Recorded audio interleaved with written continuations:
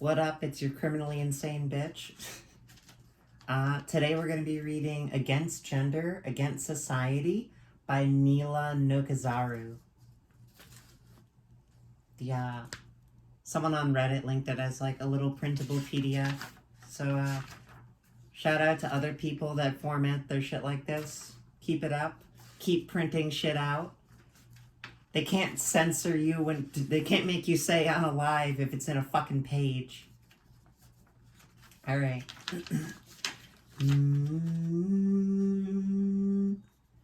Exclusion is not remedied by inclusion, but by attacking those forces that exclude, which are numerous and are rarely entirely within our control.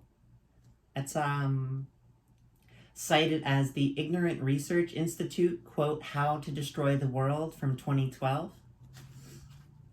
And then the proper piece begins. Gender is a tool of war. There is a war waged against our bodies, our minds, and the potential of our relationships. The social war. What is gender and what is to be gendered? Genders are socially constructed categories that correspond to nebulous parameters surrounding behaviors, sexualities, aesthetics, socio-cultural roles, bodies, etc. Genders concretize differently in different places, times, and individuals. Some will experience gender as very constricting, while others will never hit the boundaries their genders impose on them. Gender is inextricably connected to sexuality, and both perpetually shape and define each other. The two most commonly imposed genders are man/male and woman/female, and to stray away from them, move amongst them, or act against them summons the enforcement agents of society. Gender benefits those who want control, socialize, and manage us, and offers us nothing in return. Every time a person is scrutinized and gendered, society has attacked them, confined them, waged war on them. Social war is the conflict that spans all society. Social war is the struggle against society, that is to say, against all existing social relations. The self-destructive tendency within society, so-called antisocial behavior, the desire to command and to obey, acts of rebellion and acts of reinforcement, the riot and the return to work, these are the attacks and counterattacks in this war. Social war is the battles between those who wish to control society and those maintaining it. Chaos against control, nothingness and potential against everything in the existent. Everything that holds society together insulates us from each other. Each blow to domination and control is a step closer to each other, a step away from our imposed identities, our alienation, and toward infinite possibility. Because society is everywhere, the only way to escape is to win the social war, to destroy society. Gender is one of the fronts on which the social war is fought.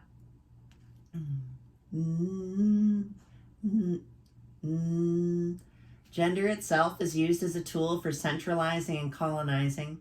As Europeans moved outside of Europe to further colonial projects, they brought their ideas and conceptions of gender, the nuclear family, and the specific genders and sexualities that it requires were foreign to many non-Western cultures that form families in any number of ways.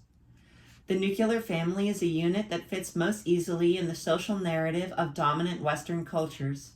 It plays easily into patriarchal power dynamics. Within the nuclear family, the patriarch does the work of the colonizer, socialization, policing behaviors and roles, and of course, the enforcement and reproduction of genders capable of existing more peacefully within Western hierarchies. The expansion of the church and the spread of Christianity played a large part in the spread of the nuclear family and Western concepts of gender and sexuality. Some populations accepted Christianity, integrated it into their cultures to varying degrees, while others were violently forced to accept it. This isn't to say that gender didn't exist in some form outside of colonialism and Western cultures. Other forces are surely at play in defining and limiting what gender is. But what is certain is that the current universal and natural ideas of gender now stem in part from colonialism, and the need to centralize and control non-Western forms of life. Fucking loud water bottle.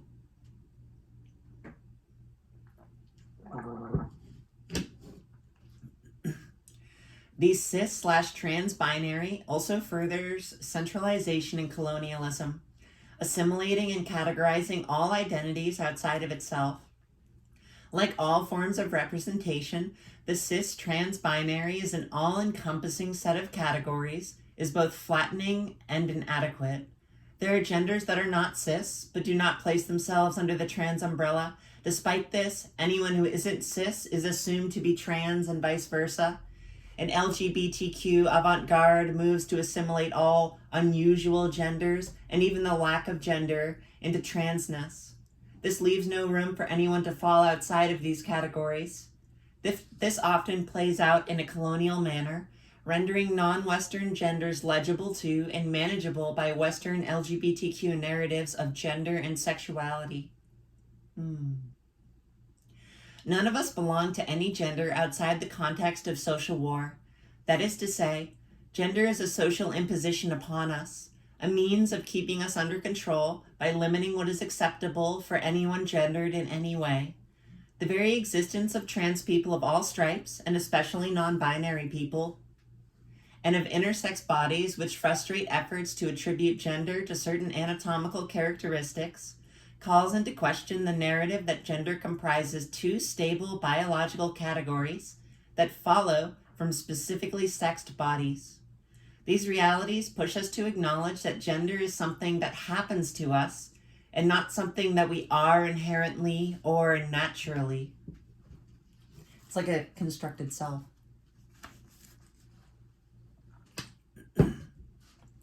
Each of us is a vast and unquantifiable nothing, an infinitely potent singularity imposing a gender on us, an identity even, can only stifle us at best and destroy us at worst. Attempting to define us will always fail. No category can fully contain us. Any identity will necessarily restrain, and so we must oppose identity. However, we'd be foolish to deny the material consequences of the myths of identity. These myths are, after all, amongst the foundations of oppression. Anyone who is told they are a woman will be treated like a woman. Despite the fact that women share nothing other than the myth of womanhood and the societal violence that accompanies the myth, each time we are gendered, society is attempting to limit us to certain behaviors and roles, to certain actions and aesthetics. Women are caring and weak. Men are insensitive and strong. Gender robs us of our potential to do and be whatever, and then offers us a limited range of roles, actions, aesthetics, and behaviors packaged as a specific social category. We have the potential to be anything, but gender is the myth that tells us we are specifically something and only that something. All the traits various genders offer are traits we can embody on our own without the imposition of gender. Behaving in ways that are seen as outside the domain of our imposed genders will inevitably bring down repression. Whether that repression manifests as an awkward laugh from a sibling or as a severe beating and prison sentence will depend upon the context. Either way, as long as gender remains intact, we'd be limited to the list of actions that are acceptable to the gender we're perceived to be, lest we face corrective violence. We have nothing to gain from being gendered that doesn't come from either conforming to our genders or as a benefit of policing or enforcing the genders of others. This is to say, we gain nothing from gender that isn't based on controlling others or limiting ourselves. Additionally, all gendering perpetuates and reinforces hierarchy. In terms of hierarchy, cisness and maleness are centered, prioritized, and empowered. Gendering places people closer or further from the center, above and below others as a consequence. Because of the way genders are defined in society, different genders are valued more or less. This, combined with the fact that none of us can escape our socialization, leads to the constant perpetuation of the gender hierarchy by everyone. Every gender exists at an intersection of subjugation and subjugator. Combinations of gender, race, transness, cisness, and a myriad of other factors create subject positions within which it is possible to both oppress and be oppressed. Hierarchy has always gone hand in hand with control and domination. Gender is simply another facet of hierarchical control, of social war. While some make demands of society to accommodate, respect, or even equalize genders, we must look beyond gender equality and gender inclusion and destroy everything that perpetuates or imposes gender. We must turn against society itself. Gender is a war against all of us, and for those who desire freedom, nothing short of the total eradication of gender will suffice.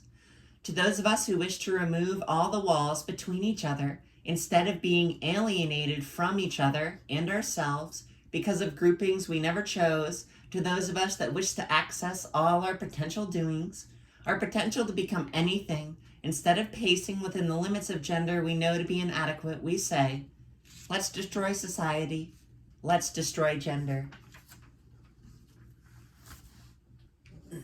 I have thoughts.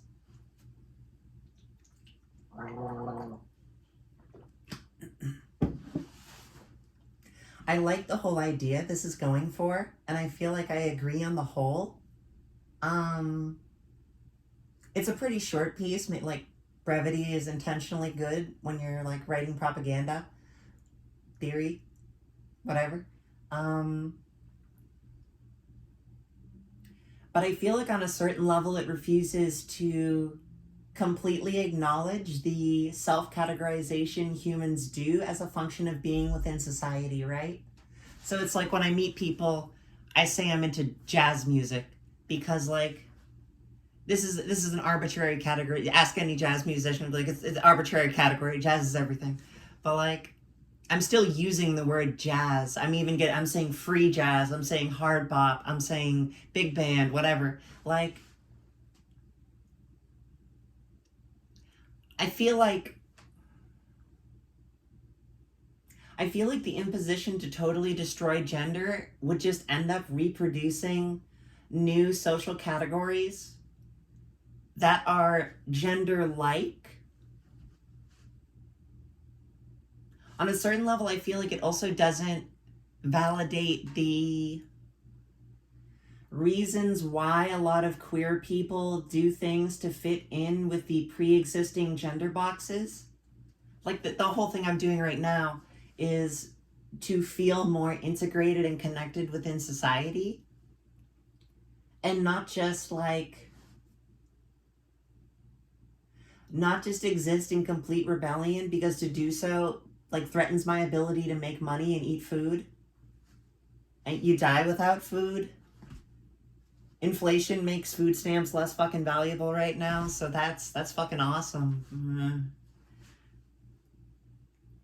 It's like, I like this sentiment, but I feel like in real conversation it ends up being, or maybe in real implementation it ends up getting restrained by the violence of the system. Like, as nice as it would be for me to be able to just like never shave, the reality is I don't want to get the shit beat out of me in a Walmart. And like, even if I'm not made uncomfortable by beard, I definitely feel more comfortable without it. And part of that is a social safety dynamic, but part of it is also fitting into a constructed group, right? So it's like to fit in with jazz musicians, you'll say, yeah, man. Because like black men used to be called boys as like a derogatory term. So calling each other like, yeah, man, was a way to be like, I see you as a real person and an equal. There are all these conventions of any given musical genre that if you want to get the right vibe, you kind of have to abide by. You can always do what you want, but like,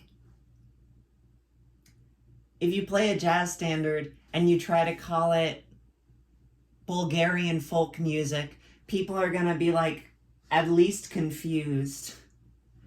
You can't play Blue Train and then be like, here's my hyper pop solo. Like,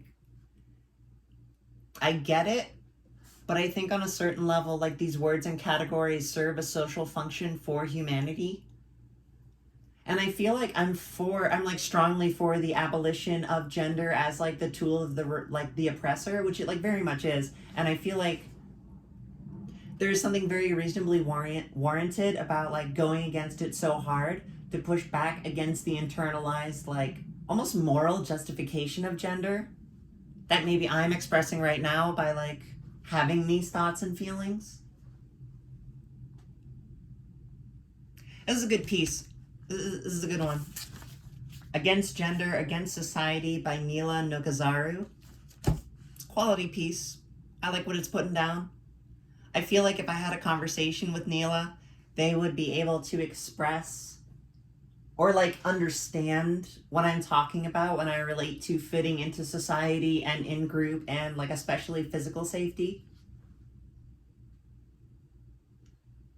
Because it like skates across the nuance in a light way in order to more strongly express the point it's going for, that gender is like an arbitrary confining box.